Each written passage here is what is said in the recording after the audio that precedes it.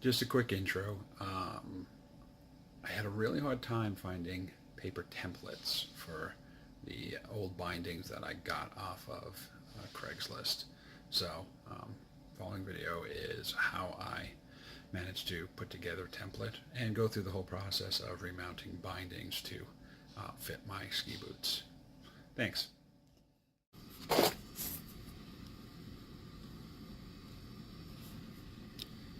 Welcome to the Olton Ski Shop. So I decided that we were going to get, the Oltons were going to try skiing as a family, and getting back into it, it was time to upgrade. You can see down here, there's my 28-year-old straight racing skis at 200s. The straight new skis are an S-shaped or wedge-shaped, so they're wider at the tail, narrow in the section, and they flare back out at the tip. Makes a much tighter turning radius.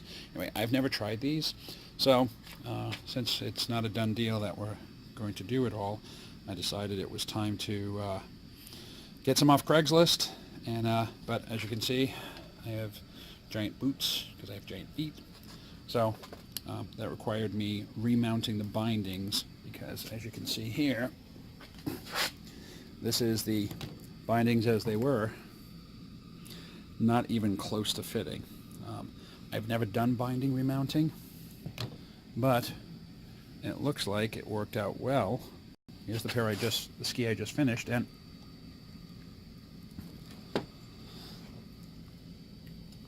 it clicks in.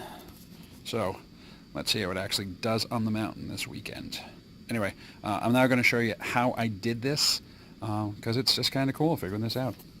More to come. Okay, here's removing the toe piece. It's 3 screws, and you'll notice it's a number 3 Phillips head. That's the big one. Make sure you use the right one, because it's real easy to cam out these screws. But take screws out. As always, put them in a baggie, and there is the toe binding removed. So those holes are going to move forward a little bit. There's a paper template I'll use. There are jigs available, but the jigs are like $150 a piece. If I'm going to be supporting all 5 family members with skis over the next couple of years, then there's a couple of things that I will need to buy, but it's certainly going to be a lot less than having a shop do all this stuff. Also, bindings. There's now an indemnity list published every year, and shops will not touch a binding that's more than 10 years old. Getting this stuff off of Craigslist, these marker M 8.1, been a long day. Anyway, these marker bindings are vintage 98 or 99, so they're certainly not going to be on the indemnity list. But I've got the know-how thanks to YouTube, some basic mechanical skills, and I'm going to remount them myself. Like, as you already saw, there's one done. I'm doing the second one now. Okay, there are 4 screws on the tailpiece. You can see 2 back there. And looking in there, you can just barely see those 2 there. So you've got to adjust these bindings to get those screws to show up. Yeah, you can see them coming into view now. One more click. Maybe one more. There we go. Now I can get this binding off. 4 screws out. There you go. So these holes will shift forward a little bit. These holes, I'll move new holes, shift back a little bit. Again, due to my big boots. Okay, these holes are a little bit rough, a little bit high, because this is actually a skin. There's a layer of metal here, so these just need a quick file down to get them flush, so that it causes the bindings to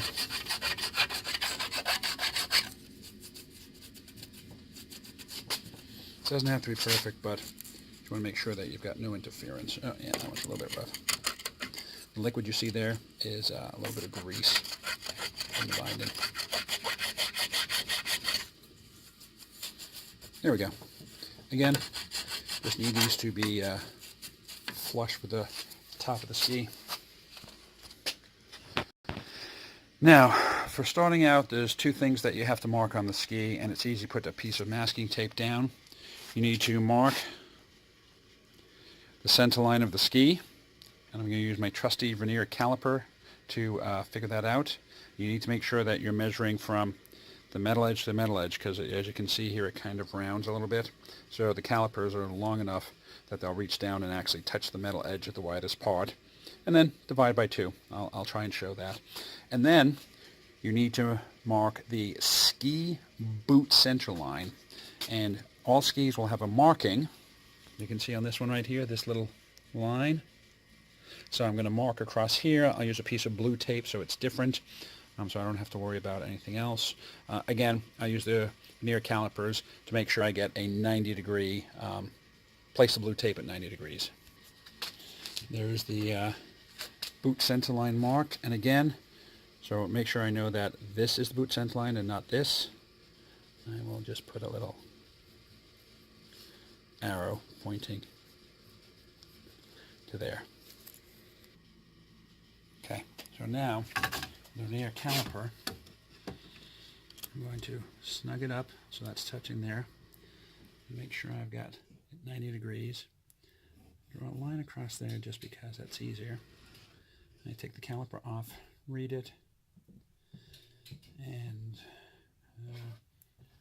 7, so 1, 5, and I need about 1 millimeter accuracy, so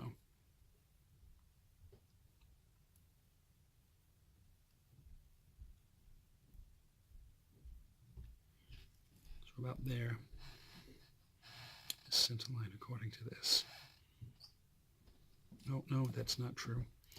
See, you gotta be very careful here because it's over the 6, so it's over the 3.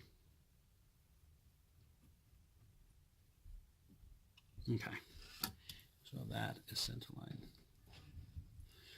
Okay, and I'll do this 5 or 6 times and then connect the dots.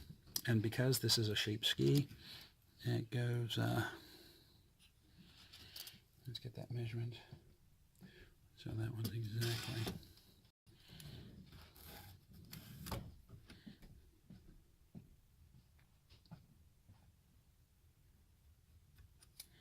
Okay, you get the idea. So we're done with the trusty vernier caliper. I've got center points marked in 1, 2, 3, 4 locations. What I'll do now is connect the dots. Okay, so we've now got a center line down the center of the ski. There's the template. I'll explain that in a second. But there's the center line, and there's the boot center line right there. And what this needs to match up with is boots will have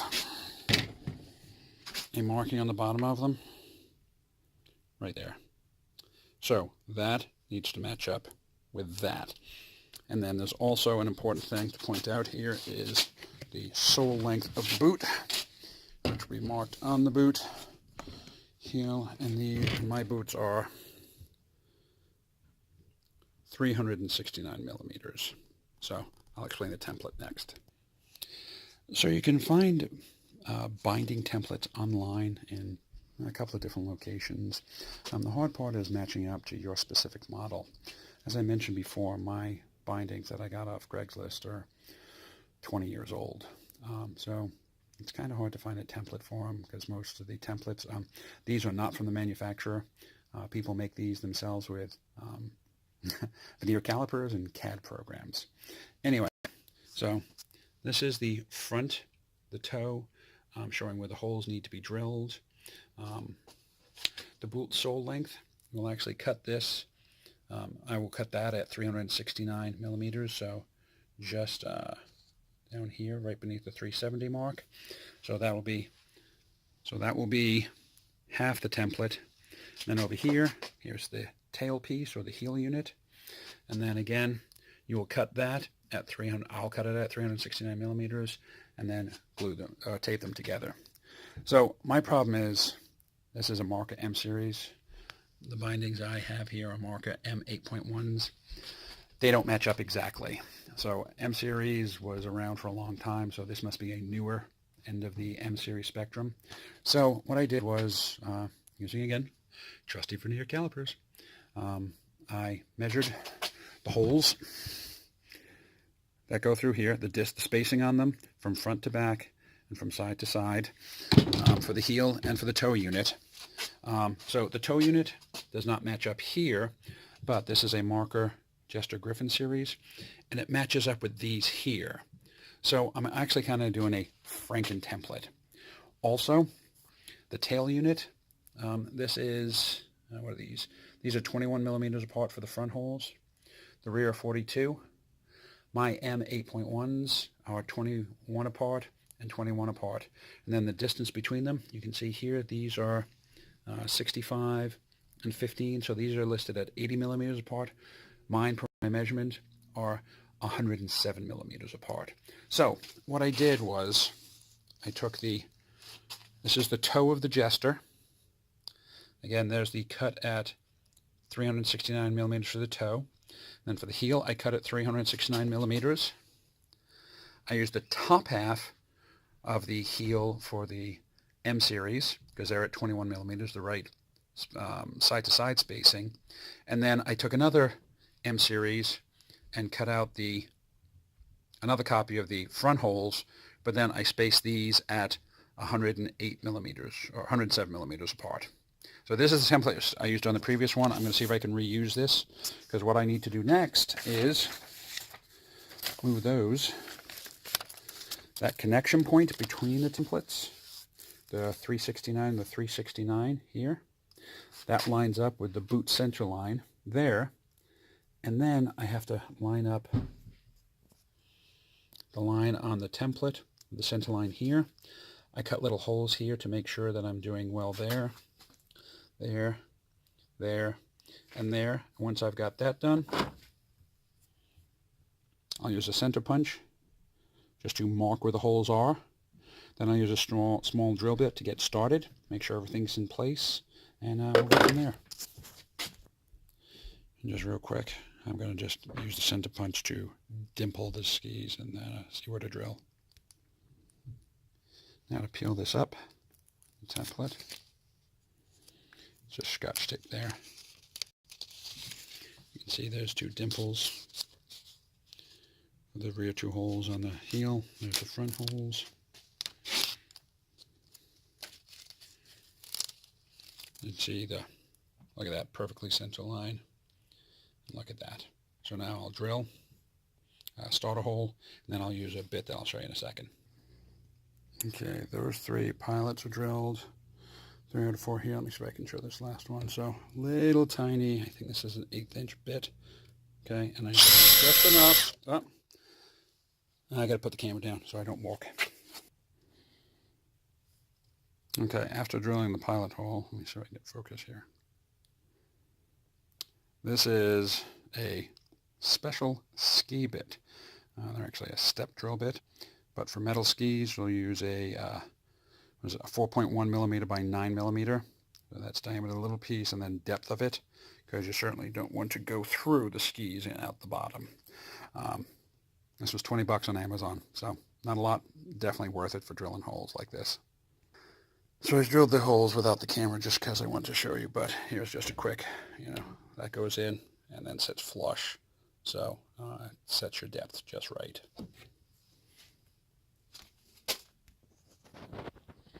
Okay, new holes are drilled. And you can see these are off a little bit. And the rear hole on the toe here, it looks like my hole is centered. The previous one was not. So I'm going to guess that my holes are closer to center. Anyway, a millimeter or so off shouldn't make a big difference, particularly since at my age, I'm not going to be doing any racing or freestyle. This is going to be some nice, gentle skiing. Anyway, the previous holes, I'm just going to put some Type-Bond glue in there. That just prevents water from getting in there. Also, when I put the screws in, for the bindings for remounting them. I will also put some glue on the screw as they go in. Again, that's more of a waterproofing mechanism. So the holes, I mentioned that drill bit is 4.1 millimeters. The screws themselves are actually 5.5 millimeters. So these screws right here, the long ones and short ones, they're both 5.5 millimeters. So you're actually cutting through the metal and into the wood core for those to really bite in. So the glue really isn't doing much other than acting as a waterproof layer. Glue in the old holes. Make sure you don't put glue in the new holes yet. You want to kind of plug those up. I actually do sell plugs, I think, just for this reason. I didn't have any, so next time I do this, I'll order like the 25 pack. I think it was like $5. So most of the stuff for doing skis yourself is not that expensive. I see here, this is actually a pair of ski vices, $40 on Amazon.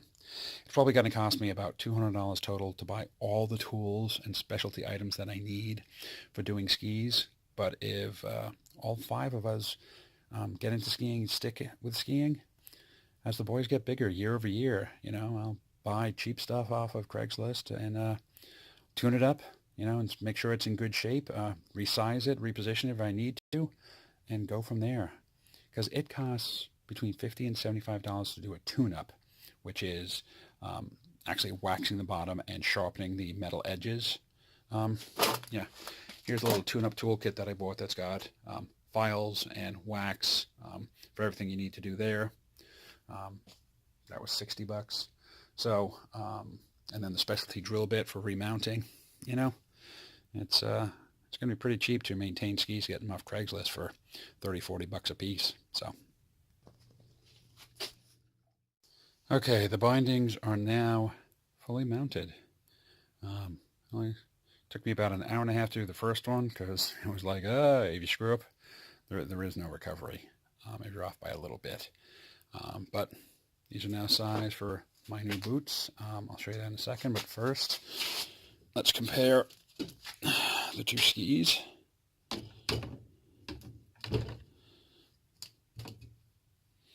The bindings mounted. You can see by the lettering there. That lines up. And the back here, made in German. Made in German. Y is hidden. Looks like maybe off by a little bit, but you know what? A millimeter or so. Like I said, I'm not racing. I'm not freestyling. Not at my age. So these look good. Job accomplished. Oh, wait. Let's put the boot in now. So I could do this one-handed. I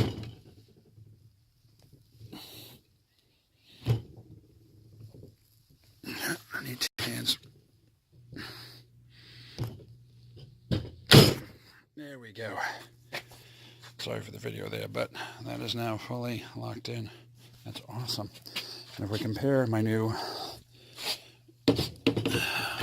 vocal, I'm not sure how to pronounce these, with my ridiculously old